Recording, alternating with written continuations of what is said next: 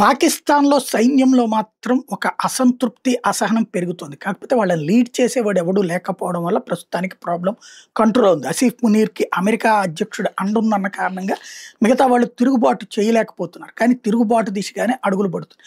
బెలూచిస్తాన్ రెబెల్స్‌తో పోరాటాల్లో అనేక మంది ప్రాణాలు కోల్పోవడం, లేకపోతే తెహ్రీక్ తాలిబాన్ పాకిస్తాన్ చేతుల్లో ప్రాణాలు కోల్పోవడం ఒక ఎత్తైతే, ఇప్పుడు సౌదీ అరేబియా తరపున హౌతీ మీద దాడులు చేసేటటువంటి సందర్భంలో కూడా ప్రాణాలు కోల్పోవాలి. వీటన్నిటిలో పెద్ద విశేషం ఏంటంటే చంపేది ముస్లింలే, చచ్చిపోయేది ముస్లింలే.